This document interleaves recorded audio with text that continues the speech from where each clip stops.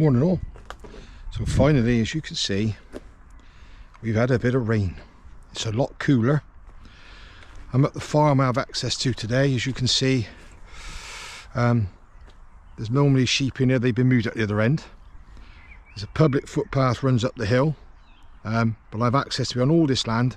And the reason I'm here today is because, as you can see, dogs in the back, today's his first introduction to what we call shot. Now, before we get on to that sort of scenario, I'm going to just show you some of the kit. So whenever I am gun dog training, or whether I'm training a dog that likes to retrieve and people want to learn new games, I use one of these. It's a gun dog trainer vest. It's got a massive pocket on the back. I could probably get 8 to 10 dummies in there and 3 or 4 balls. The front, each side, it's got pockets. I can get my phone, I can get my keys, I can get poo bags, I can put a whistle, treats, I can get everything there. So that's what I'm going to be putting on today to do this.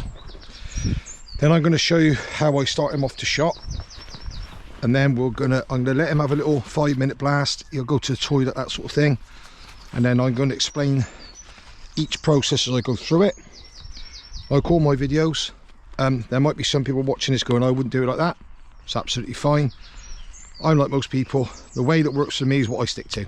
This has never let me down. Always worked, and always meant that my dogs will work under any circumstances. What I am going to do for today is I'm going to take a variety of dummies, and I'm also going to take a rabbit skin dummy, which is high value. So then we move on to shot. Some people whose dog is just going to be a pet will never need to do this, they think. Because my dog's going to be a gun dog, I don't want him to be scared of gunshot, for obvious reasons. But you can't just get a dog and take it to a shoot, wait for him to start firing and hope it don't run off. That's not how this works. If you get a puppy, you do it progressively, but because I've got my 8 months old, I've had to speed up a little bit, but I'm still not going to rush it. So since I've had him, which is 6 months now, he has listened. I've had on YouTube numerous shooting videos with the sounds of shotguns in, rifles in, just everything going off, where he can hear it. He's been sat in front of the telly, so he's heard it. Today's his first introduction to it, as in whilst he's out. Now I'm going to show you,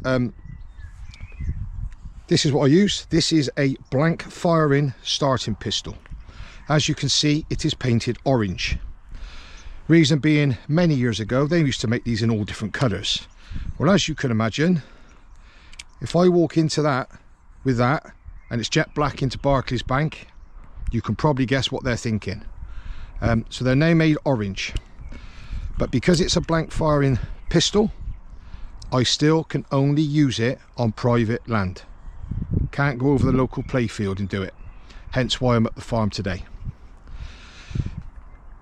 Takes 8 cartridges, 8 blank firing cartridges. Today, if he's okay with the first one, over the course of 50 minutes I will get through all 8, but he won't have any more than 8. But I'll come back to you in a minute when I've loaded it, we get to where we're going to train, and I'll talk you through each process as I'm going to do it. Okay, so as you can see, because this field not only does it have sheep in, but obviously there's pigeons on the ground over there, but at night there's a lot of rabbits around here, so there's lots of scent, which will naturally make him want to go a little bit further away from me. Good boy. Why do I want him further away? So to start with the starting pistol, I don't want him right next to me and then pull this, because the chances are he's going to jump out of his skin. So for the first one, here Bill, as you can see now, a member of public's turned up. Billy, here, sit up, sit up. So there's a public footpath that runs up that hill there, and it runs back along where I've just come from. Bill, It's on. Again, I have every right to be on this land and use a starting pistol, but if a member of public appears, it's just common sense just to wait till they've passed. So as I was saying, so first of all, the first one I'm going to do is I'm going to have the starting pistol in the training vest behind me, and the muzzle of it is going to be pointing into a dummy, which will muffle the sound slightly, which will just be a good starting point. Soon as I pull that bang goes off, I will blow the sit whistle and then throw a dummy and then let him and send him for the reward. So that makes him understand that gunshot is good because it means he gets a retrieve. Now to start with, he might get 2 or 3 on the bounce, but then if he's doing okay, the 4th one, when it goes off, he will just sit down, then I will go and fetch the dummy, because as I've said in many of my videos, I don't want him to think that every dummy is his. The art of this over time is at the distance he starts, like about where he is now, and then as he gets better, I'll be able to do it. Bill, come here. Sit. Where he is now. I'll be able to walk him at the heel there, fire the starting pistol, he'll sit, I can chuck a dummy, he'll go and get it. But it just takes time, like everything with dog training. There is no magic wand. I say this all the time. I've got to take my time. If I fire one here, first up now, and he is scared of it, I've set myself back 3 to 6 months. So why do it? Take your time, put the effort in, put the work in, and get it right. So because I'm introducing him to shotgun today, or to a starting pistol, I will get him out at least once a day, every day now with this pistol. It's got to become the norm, because the only thing he can move on to after this is shotgun. But again, same thing with the shotgun. I'll get one of my friends to come. I have the shooting rights on this land, so my friend may stand up by that fence to start with, and he'll just fire a shotgun into the air. I'll sit the dog up, and again we break it down, because going forward, if I've got my shotgun in one hand and the dog in the other, and I lift my gun to shoot, I want him to be happy, comfortable, and everything like that.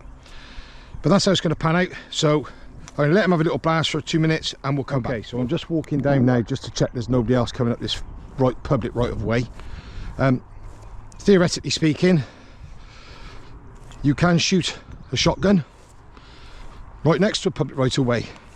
It's common sense. If there's somebody coming, you put it away. So basically there's a footpath over there, somebody's over there, look. Walk around that field. That right away over there is only around the outside that field. They should have no access to those fields there. It comes through here or up here, and it goes up that way and up the hill. None of that over there, and none of that over there has public right of way. But I have confronted many people in these fields, even when they're sheep, thinking that it's okay to go for a stroll with pooch. Well, it is not. It's as simple as that. The gates are locked for a reason. Nearly every gate on this farm has a padlock. I have the codes because I'm allowed to be here.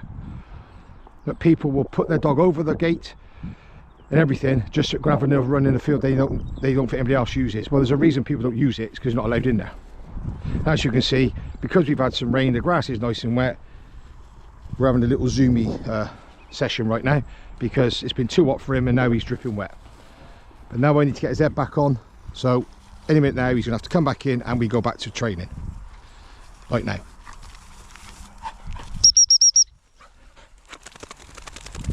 Yeah. Sit up.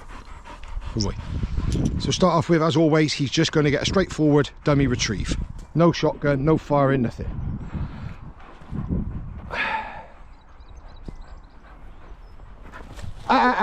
Come back.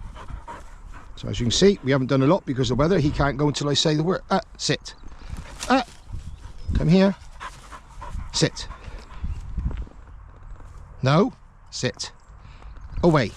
Good boy. It's all about steadiness. He's keen, he's eager. We haven't done a lot because of the weather. Good lad. But again, like everything, drop. Because we haven't done a lot, I'm going to go back to basics. This dummy that I've just thrown is the one I'm going to throw when I fire the starting pistol, because it's very hard to fire a pistol on your own and get another dummy out and blow the whistle and do everything. And I know a lot of the women watch this say blokes can't multitask. You're probably right. Well, so this is where now he's going to get on. I've got a dummy in the back of my jacket.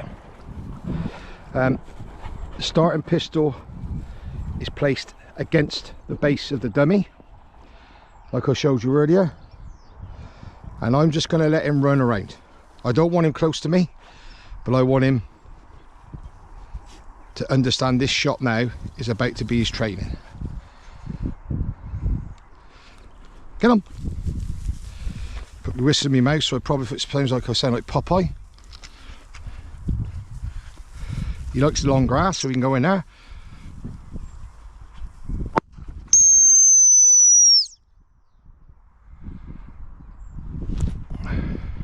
Shot's gone off. Done is there. Out. And he hasn't flinched, which is really good. I'm really pleased with that. But now he's really having to work, because wet grass, rabbits, deer, foxes, sheep, dog walkers. Good boy. Sit. Good lad. Okay, get on. So this time I've still got the gun in the back of my jacket, but it's not going to be against the dummy, so the sound might be a little louder.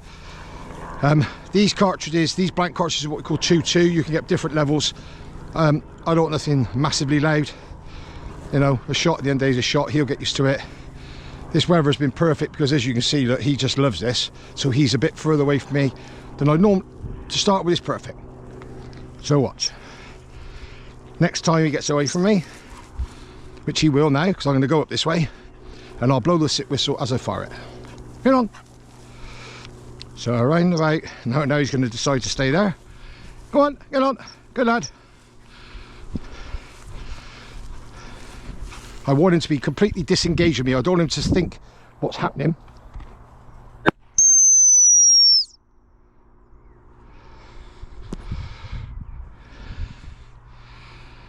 Out. As you can see, my timing is horrendous. I'm supposed to throw the dummy as I fire the gun. Good lad, come here. Drop. Good boy. Away. So this time,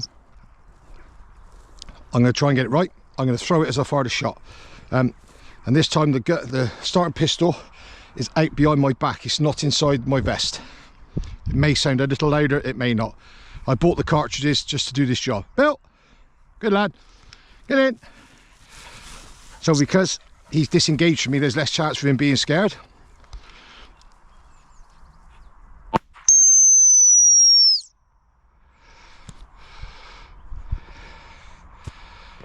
Out. So as you see on that one, he flinched a little bit, but he just sat. If he was really scared, he'd have flinched and run off. Now we've got to help him out, because this grass is really thick, really wet, and loads of scent. So he's working so hard in there. And this is where I say to people, right, you don't need to walk a spine for hours. Good lad. Drop. Good boy. Come on.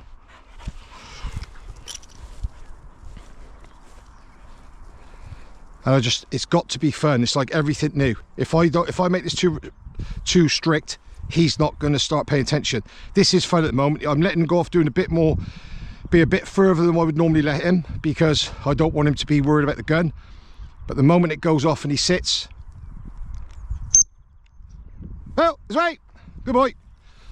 So I'm corner back in now. He'll run past me, probably go right down there.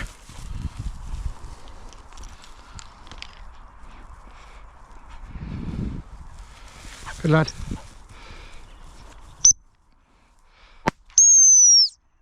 That time, no flinch at all.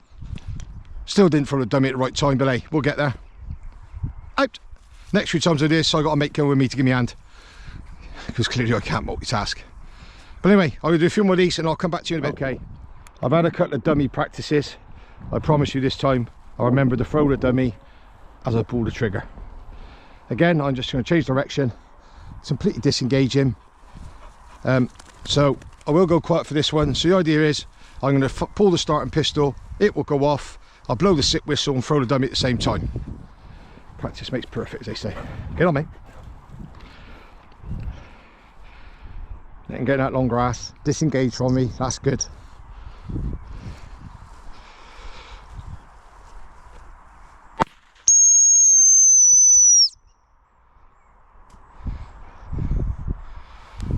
Out! Yeah, he's not bothered one bit.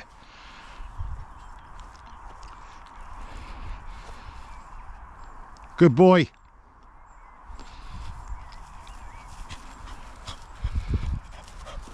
Up. Hold, hold, drop. Good boy. Look at the state of you. Oh my word. Come on, mate. So I think that's 5 I've done now. I've got 3 more in here. I say I don't need to break the back of this, it just needs to be slow and steady. So what'll happen is tomorrow we'll come out and I might do 2 or 3 at distance, then I might fire a 4th a little bit closer, and it's just a gradual progression. If he starts to show a little bit of, when he gets closer, a little bit of, oh well, what was that, I don't know, what's that noise, then I would just stay at that distance till he switches off again. But see, because there's loads of scent, get up, good boy, because there's loads of scent, he's distracted. If this was shortcut grass, like a playing field, if you could use one on a playing field, there's not enough to distract him and he'd be going, oh, what was that noise, what was that noise? But here, he's quite happy because the rabbits have left a scent that's making his nose work overtime plus overtime. Do one more. Get on.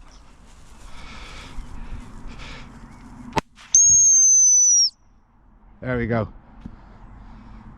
Out. Practice makes perfect. I knew I could multitask eventually. Out. So now we just got to guide him. Out. Clearly the scent, look, if you look at the grass, it's blown a certain way and he's going the opposite direction, so I've got to try and help him out. He's on it now because his nose is down. Good boy. Sit.